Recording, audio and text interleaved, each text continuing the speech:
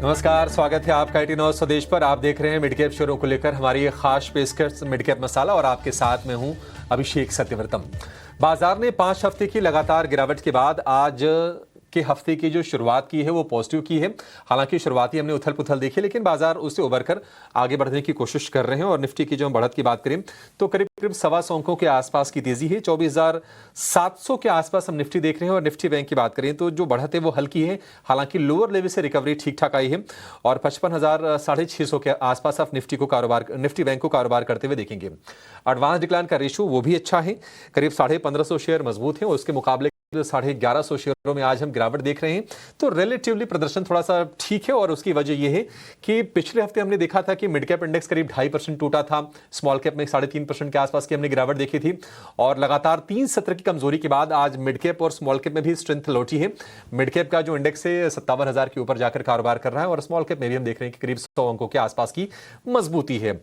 तो उसके चलते बाजार में जो सेंटिमेंट है वो बेहतर हो रहे हैं। और एक वजह यह भी है कि वीकेंड के दौरान डोनाल्ड ट्रंप की तरफ से ट्रेड को लेकर, टैरिफ को लेकर कोई डिस्टर्बिंग कमेंट्स निकल के नहीं आए हैं।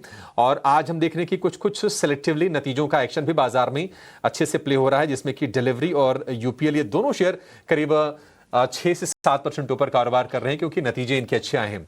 आगे इन पर भी हम चर्चा करेंगे और अपने एक्सपर्ट्स को जोड़कर हम उनसे समझेंगे कि बाजार में आपकी रणनीति अगले 3 घंटे के लिए क्या होनी चाहिए। और यहां से अगर आपको शेयरों में ट्रेड लेना है तो आपके हिसाब से आपके लिए बढ़िया जो विकल्प होंगे वो कौन से बनेंगे। कुणाल शाह थोड़ी देर में हमारे साथ जुड़ जाएंगे, लेकिन पहले 3 तस्वीरें लेकर आइए, उसके जरिए हम देखते हैं कि मिड कैप का आज माहौल किस तरह का है। तो आज आप देखिए डिलीवरी 6% की मजबूत इसमें हम तेजी देख रहे हैं। और लगभग 250 रुपए के भाव से चलते चलते शेयर आ गया है ये 450 रुपए के भी ऊपर। और आज 52 वीक हाइस पर पहुंचा है और अपने आईपीओ भाव से अब 6% के आसपास की दूरी रह गई है। कई सारे ब्रोकरेज ऐसे हैं जिन्होंने इसका लक्ष्य बढ़ाया है, तो तेजी हो रही है डिलीवरी में। लेकिन उत्कर्ष स्मॉल फाइनेंस बैंक नतीजे इसके कमजोर आए हैं। एसेट क्वालिटी इसकी थोड़ी वीक हुई है, इसके चलते शेयर 8% टूटा है। लेकिन गुरुग्राम मेट्रो प्रोजेक्ट के लिए दिलीप बिल्डकॉन बनी है L1 बिडर, और उसके चलते शेयर में हम 3% के आसपास की तेजी देख रहे हैं। तो 2 शेयर तेजी वाले हैं, एक कमजोरी वाले हैं। आगे इस पर हम विस्तार से चर्चा करेंगे, लेकिन चलते हैं अपने आज के एक्सपर्ट कुणाल शाह के पास, जो कि है मेरे एसेट शेयर खान से।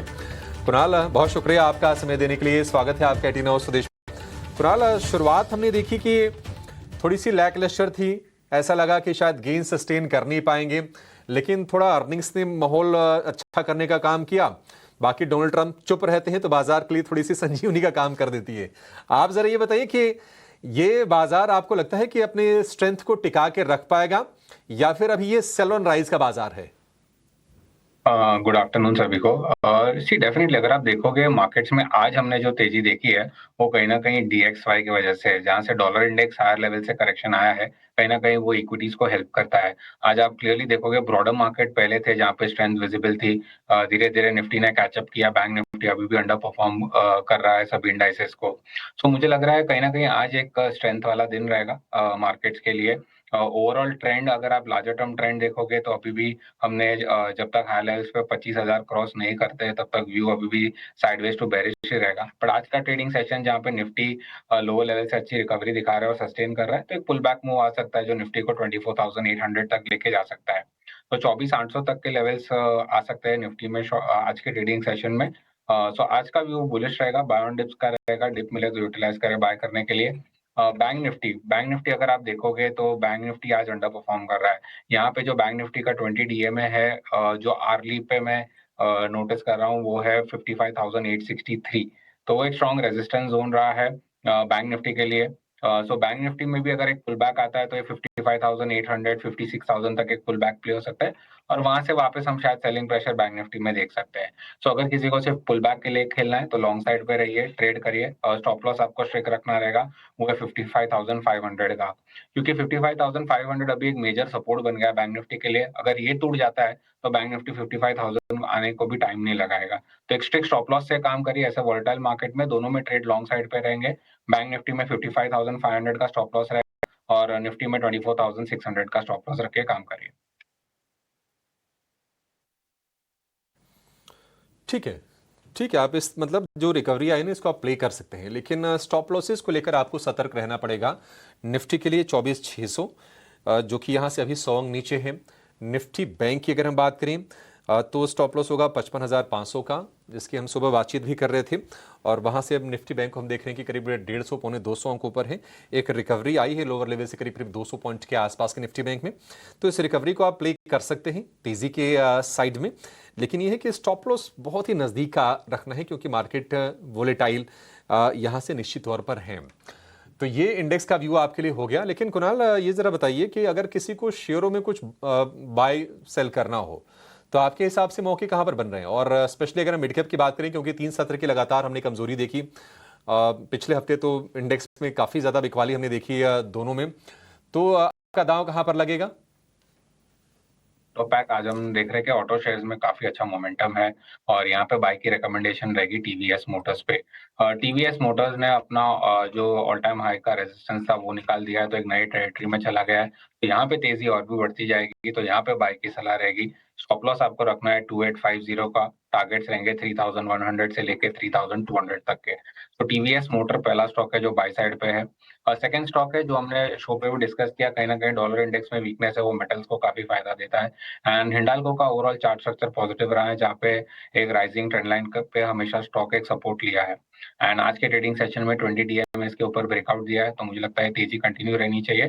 सो हिंडाल्को पे बाय की सलाह रहेगी। 670 का स्टॉप लॉस है, 700 से लेके 710 तक के टारगेट रखने शॉर्ट टर्म बेसिस पे। ठीक है, ये दो बढ़िया ट्रेड आपके लिए निकल के आ गए। और टीवीएस मोटर पर एक तरह से आज हमारे एक्सपर्ट्स का है कंसेंसस बाई है। हमने जितने भी एक्सपर्ट से पूछा है, टीवीएस मोटर को लेकर सब ज़्यादा बुलिश हैं, और कुणाल जी भी उस कड़ी में शामिल हो गए हैं। और दो ये ट्रेड आपके लिए हैं। टीवीएस मोटर के लिए टारगेट 3100 और दूसरा जो लक्ष्य है वो है 3200 रुपये का। हिंडाल्को, क्योंकि आज हम देख रहे हैं कि ऑटो और मेटल यही दो पैक हैं जहां पर बाजार में आपको तेजी ज़्यादा दिखेगी, और इन दोनों ही थीम से एक एक शेयर चुनकर लेकर आए हैं कुणाल जी। हिंडाल्को के लिए जो टारगेट होगा 720 रुपये का होगा, और हम स्टॉप लॉस की बात करें तो वो 670 रुपये पर आपको लगा के चलना है। इस बीच आप देखिए स्मॉल कैप इंडेक्स की जो तेजी है वो हो गई है 150 अंकों की, 0.25% से ज़्यादा की तेजी है। और मार्केट भी इस वक्त दिन के ऊपरी स्तर पर कारोबार कर रहा है। निफ्टी की जो तेजी है वो हो गई 130 अंकों की, 24,700 के आसपास आपको निफ्टी दिखेगा। हालांकि अगर आप प्रतिशत के लिहाज से गेंस देखेंगे तो आधे परसेंट के गेंस निफ्टी में है। निफ्टी बैंक सपाट है, हरे निशान में मुश्किल से टिकने की कोशिश कर रहा है। लेकिन ये तो हो गए कुणाल जी के स्टॉक्स और मिड कैप में जहां पर आज हम एक्शन देख रहे हैं। लेकिन आगे बढ़ने से पहले जो हमने आपको तस्वीरों के माध्यम से कुछ शेयर दिखाए उनके बारे में जरा जानकारी ले लेते हैं। डिलीवरी के नंबर मजबूत आए कुणाल जी, 6% ऊपर ये शेयर है, और वैसे भी लगातार हम मजबूती देख रहे हैं डिलीवरी में। 450 रुपये के ऊपर शेयर गया, 487 रुपये का शायद इसका आईपीओ का प्राइस है। अब उससे देखेंगे तो 5 से 6% के आसपास की दूरी रह गई है।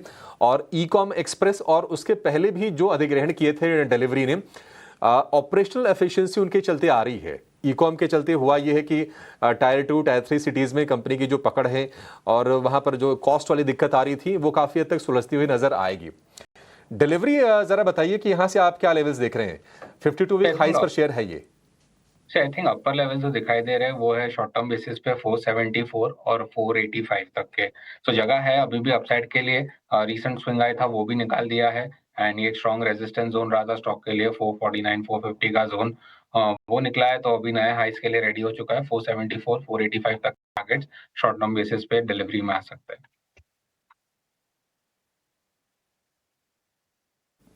468 के आपने टारगेट बोले कुणाल जी? डिलीवरी के लिए मैंने कहा कि हायर लेवल्स पे जो रेजिस्टेंस था वो निकल चुका है स्टॉक का।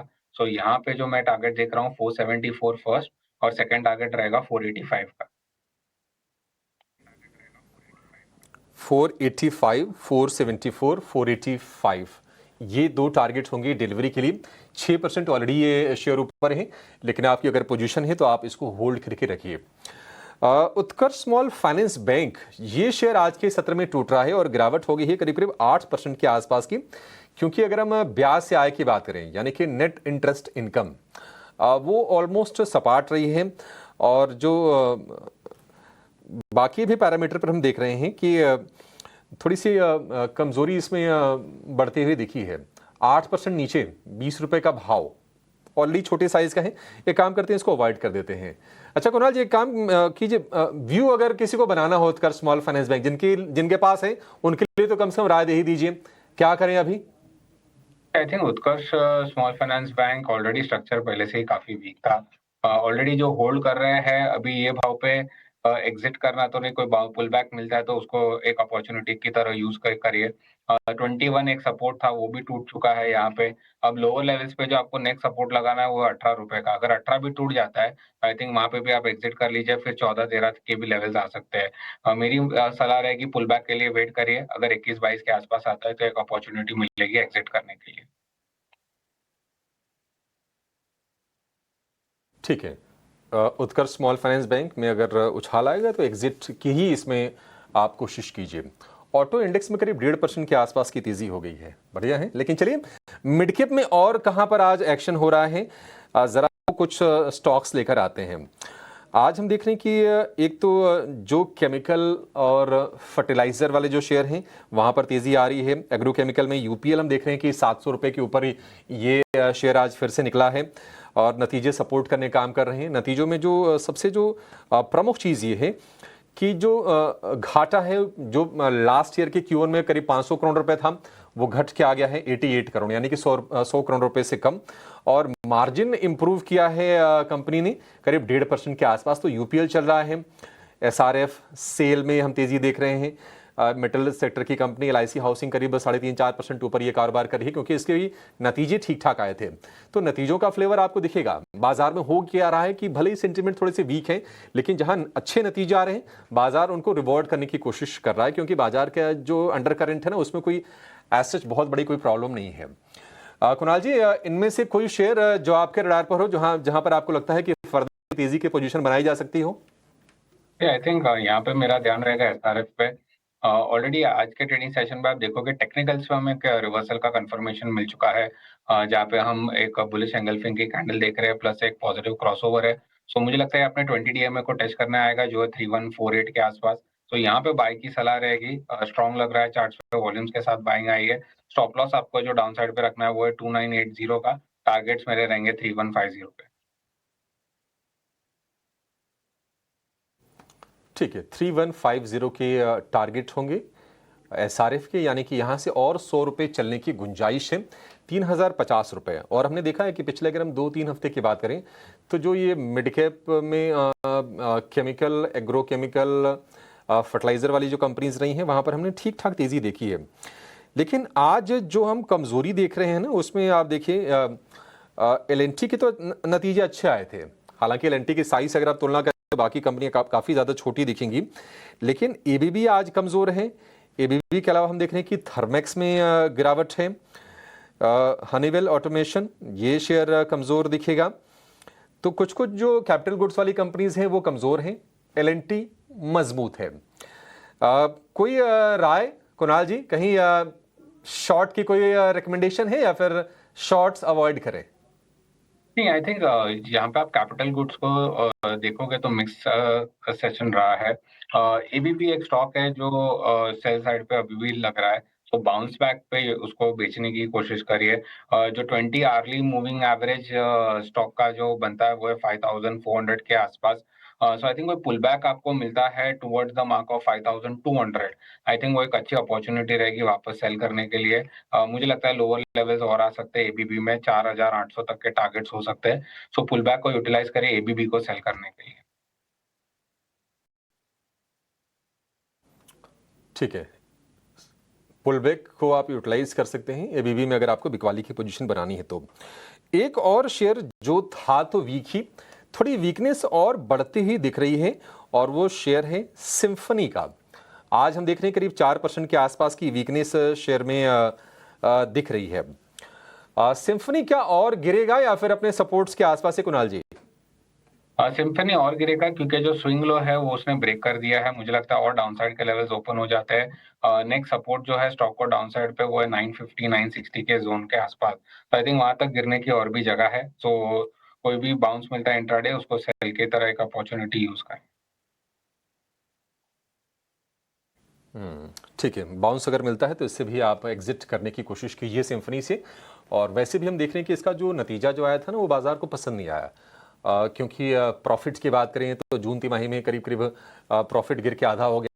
अब 8 रुपए के उन्होंने डिविडेंड का ऐलान किया तो है, लेकिन उससे निवेशक बहुत ज़्यादा कोई उत्साहित नजर नहीं आ रहे हैं। और लगातार हम देख रहे हैं कि तीसरे सत्र में शेयर ये बिकवाली, चौथे सत्र में शेयर ये बिकवाली का शिकार हो रहा है। कुछ और शेयरों पर आगे व्यू लेंगे, लेकिन पहले ये जान लेते हैं कि ऑप्शंस में अगर आपको कुछ कमाई के मौके जानने हैं तो कहां पर आपको दांव लगाने चाहिए। लेकर आएंगे ऑप्शंस के चैंपियन को।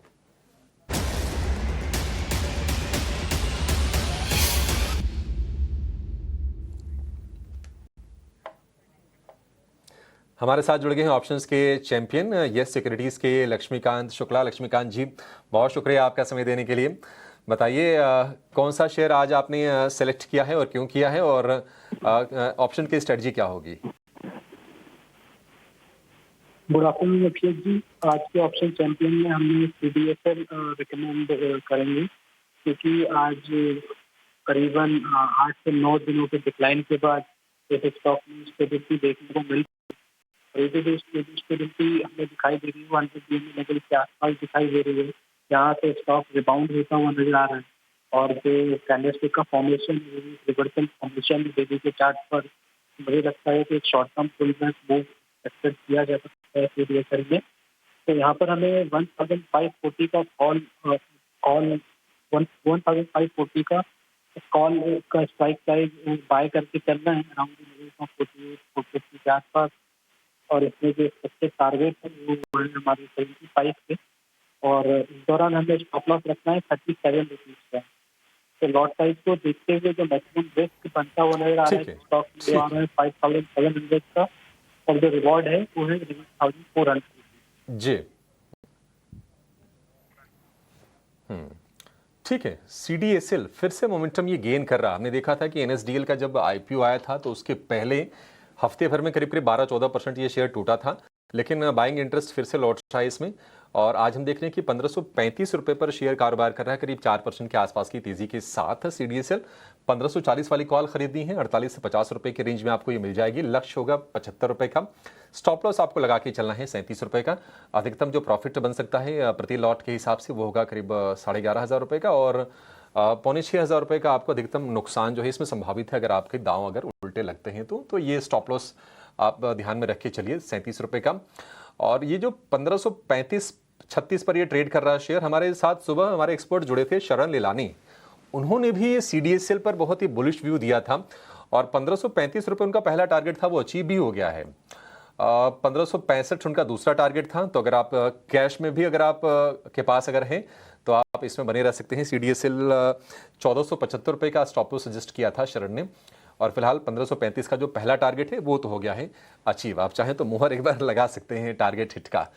बहुत शुक्रिया आपका लक्ष्मीकांत जी, एक बेहतरीन ये स्ट्रेटजी CDSL के शेयर को लेकर देने के लिए। इस बीच AU स्मॉल फाइनेंस बैंक को लेकर एक खबर आ रही है कि उन्होंने SBI लाइफ के साथ करार किया है, और शेयर में हम देख रहे हैं कि 2.25% के आसपास की तेजी दिखेगी। 750 रुपए के ऊपर के भाव है। तो एक क्रूशल करार SBI लाइफ के साथ। चलिए एक छोटे से ब्रेक के लिए रुकेंगे, और ब्रेक के बाद जब लौटेंगे तो कुछ और शेयरों पर कुणाल जी से हम व्यू लेंगे और कुछ बेहतरीन ट्रेड समझने की कोशिश करेंगे। आप कहीं जाएगा नहीं।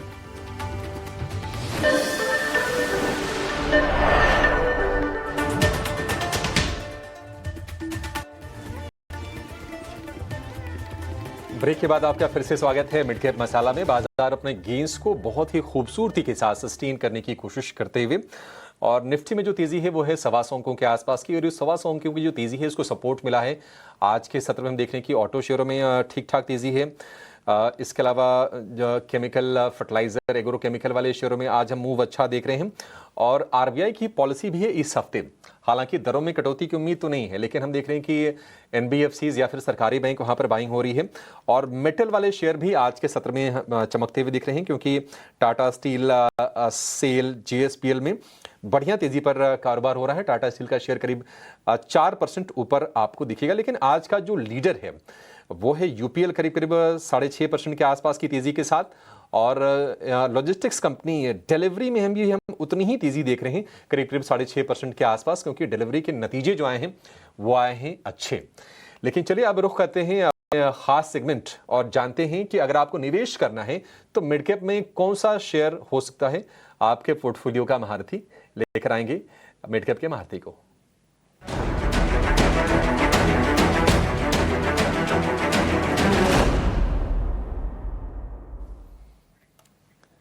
मिड कैप का महारथी शेयर बताने के लिए हमारे साथ हैं बाजार के भी धुरंधर जियोजित फाइनेंशियल के गौरांग शाह हैं हमारे साथ। दशकों का अनुभव रखते हैं Gaurang ji. Gaurang sir, thank you so much for joining us. बताइए मिड कैप में आज के लिए आपकी जो रिकमेंडेशन है वो कौन सी होगी। अभिषेक भाई, एक छोटा डिस्क्लेमर दे देते हैं। निवेश लायक रणनीति जो आज के कार्यक्रम में आपके समक्ष रखेंगे, ये हमारी रिसर्च टीम की तरफ से। इसमें हमारी कंपनी जियोजित अथवा मेरा कोई निजी निवेश नहीं है, ना ही कोई वित्तीय लाभ और ना ही किसी प्रकार का कॉन्फ्लिक्ट ऑफ इंटरेस्ट। लेकिन इसी स्तर पर राय हमारे क्लाइंट्स को देते हैं, हो सकता है उनका निवेश हो। तो मिड कैप के महारथी में आज जो क्षेत्र हमने चुना है वो आईटी क्षेत्र है। ये थोड़ा आश्चर्य करेगा लोगों को, लेकिन हमारी विचारधारा लंबी अवधि के लिए, छोटी मध्यम अवधि में शायद आईटी क्षेत्र पर कुछ दबाव रह सकता है। एक नहीं अनेक कारण है, लेकिन अगर नजरिया लंबी अवधि का है तो हमें लग रहा है कि ये जो करेक्शन और अनिश्चितता का वातावरण आईटी क्षेत्र पर है, ये एक मौका है लंबी अवधि के लिए निवेश करने के लिए। मिड कैप आईटी क्षेत्र की कंपनी एम्फेसिस लिमिटेड, अभिषेक भाई, इस पर हमने लंबी अवधि के लिए हमारी रिसर्च टीम ने निवेश की राय दी है। अनुमानित लक्ष्यांक करीबन 3040 के आसपास का है। शुरुआत कीजिए इस स्तर से और गिरावट पर जोड़ते जाएं। पूरी ताकत लगा करके एक ही समय पर निवेश करने की कोई आवश्यकता नहीं है, लेकिन हाँ, अनिवार्य तरीके से अपने जोखिम झेलने की क्षमता के हिसाब से शुरुआत कीजिए और गिरावट पर जोड़ते जाएं। एम्फेसिस मिड कैप आईटी वाली ये कंपनी, और फिलहाल तो आपको हल्की सी नरमी दिखेगी, लेकिन यहाँ से अपसाइड ठीक ठाक है। 2740 का भाव है, 3040 यानी कि 300 रुपये 12-15% के आसपास के रिटर्न्स आपको एम्फेसिस के शेयर में मिल जाएंगे अगर आप साल भर का नज़रिया इसमें रखते हैं तो। ठीक है, डिसेंट मूव देखने को मिल सकता है एम्फेसिस के शेयर में। चलिए, इसी के साथ इस शो को यहाँ पर समेटने का समय भी हो गया है। कुणाल जी और गौरांग जी, आप दोनों का बहुत शुक्रिया हमें समय देने के लिए और हमारे दर्शकों की मदद करने के लिए। लेकिन शो को समेटने से पहले आपको बता दें कि महीने की शुरुआत में अक्सर बड़े बड़े पैसों के काम होते हैं। जैसे सैलरी आती है तो बिल भी भरने होते हैं, खर्चों की प्लानिंग करनी होती है। लेकिन जिस तरह से हम अपने खर्चों की प्लानिंग करते हैं, उसी तरह अपने निवेश की प्लानिंग करना भी ज़रूरी है।